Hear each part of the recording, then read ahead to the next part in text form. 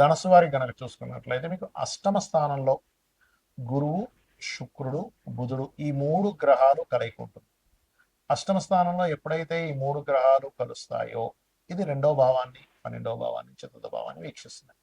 మూడు శుభగ్రహాలు అష్టమంలో కలవడము, అర్ధాష్టమ శని మీకు ఇప్పటికే నడుస్తుంది. అయితే అర్ధాష్టమ శని ప్రభావాన్ని కూడా గురువు దృష్టి వల్ల చాలా మటుకు మీకు తగ్గిపోతుంది. మూడులో పరాక్రమ స్థానంలో రాహు ఉన్నాడు, మరియు మీకు 6వ స్థానంలో కుజుడు వెళ్తున్నాడు, మరియు అదేవిధంగా భాగ్యంలో కేతు, రవి సప్తమంలో ఉన్నాడు.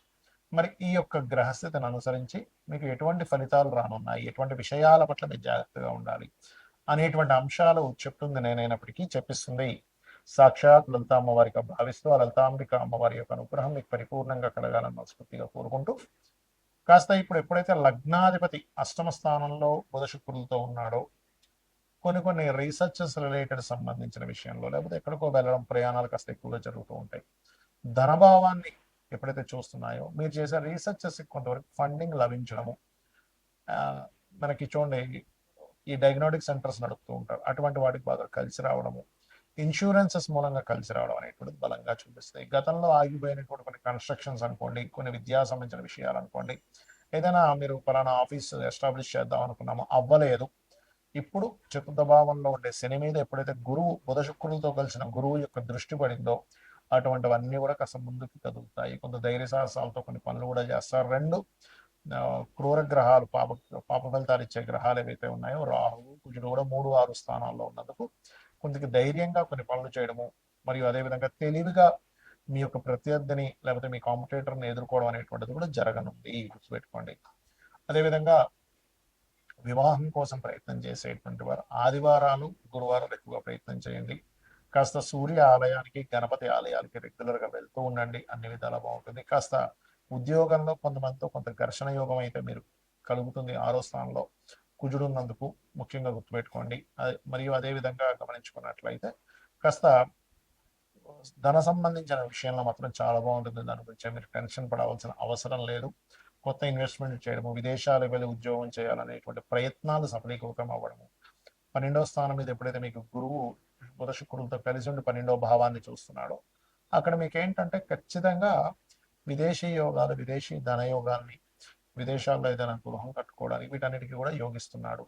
కాకపోతే ఎంతైనా కూడా శని 4వ భావంలో ఉంటూ అర్ధాష్టమ శని కూడా మీకు నడుస్తుంది కాబట్టి ఎట్టి పరిస్థితుల్లో శనివారాలు ఇటువంటివి ప్రారంభించకండి. లాంగ్ జర్నీస్ వెళ్ళేటప్పుడు మంగళవారాలు చేయకండి, మంగళవారం లాంగ్ జర్నీస్ వెళ్ళకండి.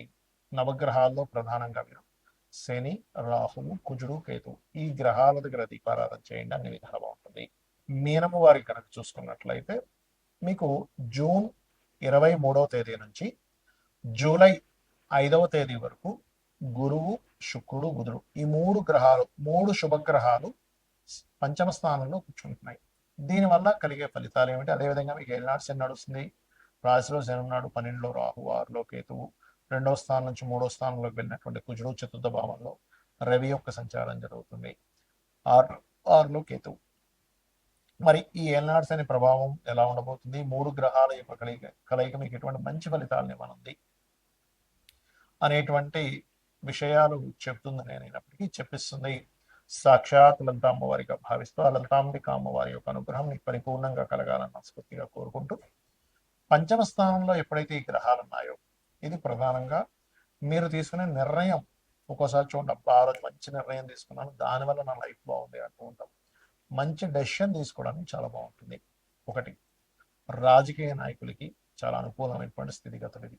అదేవిధంగా మీరు ఏదైతే సంతానం కోసం ప్రయత్నం చేస్తుంటారు, ఎప్పటి నుంచో సంతానం కలగట్లేదు, లేదంటే పలానా మెడిసిన్ వాడుతాము, లేకపోతే పలానా ఐవీఎఫ్లో, ఐయుఐలో, లేకపోతే చిన్న చిన్న చికిత్సలు చేయించుకుంటూ ఉంటారు, అటువంటి వాటికి పాజిటివ్ ఫలితాలు ఇస్తుంది పంచమంలో ఉండే 3 గ్రహాలు.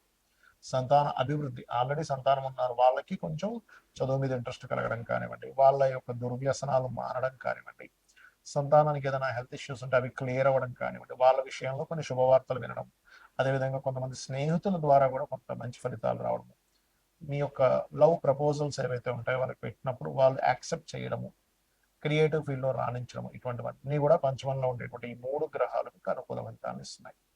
అయితే ఇక్కడ 2లో ఉండేటువంటి కుజుడు ఎప్పుడైతే 3లోకి మారిపోయాడో కొంత కుటుంబ సంబంధించిన వ్యవహారాల్లో ఉండే గొడవలు కూడా తగ్గుతాయి. 3లోకి మారినందుకు కొంత ధైర్యంగా కొన్ని నిర్ణయాలు తీసుకుంటారు. విదేశాలు వెళ్ళడానికి 12లో ఉండే రాహు అనుకూలిస్తున్నాడు మీకు. కాకపోతే నిత్య జీవితంలో కొన్నిసార్లు చూడండి, డైలీ లైఫ్లో ఉండే కొన్ని ఆటంకాలు మాత్రం ఏర్పడుతూ ఉంటాయి. దానికి ఏం చేయాలి అంటే, మీరు కేతు 6లో ఉన్నందుకు డైలీ లైఫ్లో మీరు ఏ పని ప్రారంభిస్తున్నా, ఎక్కడికి వెళ్తున్నా, ఏ పని చిన్న పని ప్రారంభించినా, చిన్న పని అనుకుంటున్నా, ఒక్కసారి మనసులో ఎప్పుడు కూడా గణపతిని ధ్యానం చేయండి. అలాగే ఏళ్ళనాల్సిన ప్రభావం గురువు యొక్క దృష్టి వల్ల తగ్గుతుంది. మీకు ఇప్పుడు అవ్వాల్సిన అంటే లేట్ అవుతున్న కాస్త మూమెంట్ అనేటువంటిది ఉంటుంది. మంత్ర సాధనకి ఇది మంచి సమయం. 12వ మనకి లగ్నం నుంచి పంచమ స్థానంలో ఎప్పుడైతే గురువు ఉన్నాడో, శుక్రుడు బుధుడు కూడా కలిసి ఉన్నాడు. మంత్ర సాధన చేయడానికి, ఎవరి దగ్గరైనా గురువు దగ్గర మంత్రం తీసుకోవడానికి, మరి ఉపనయనాది సంస్కారాలు చేయించుకోవడానికి చాలా మంచి సమయం ఇది చెప్పాలంటే. ఇది ఈ యొక్క గ్రహస్థితి మీకు చక్కటి అనుకూలమైనటువంటి వాతావరణాన్ని ఇస్తుంది. ఇక మీరు నిత్యము చేయవలసినటువంటి దేవత ఆరాధన ఏమిటి అని చెప్పి చూసుకున్నట్లయితే, మీరు దక్షిణామూర్తి యొక్క ఆరాధన చేయండి. శ్రీమాత్రే నమః అని మంత్రం చేసుకోండి. ముఖ్యంగా లగ్నంలో శని యొక్క సంచారం, ఎల్నాటి శని ప్రభావం ఉంది కాబట్టి లలితా సహస్రనామాలో ఒక అద్భుతమైన నామం ఉంటుంది. అది చేసుకున్నారంటే ఎల్నాటి శని ప్రభావం 1% కూడా ఉంటుంది. అది ఏమిటి అంటే, ఓం అనాకలిత సాదృశ్య చుబక శ్రీ విరాజితాయై నమః.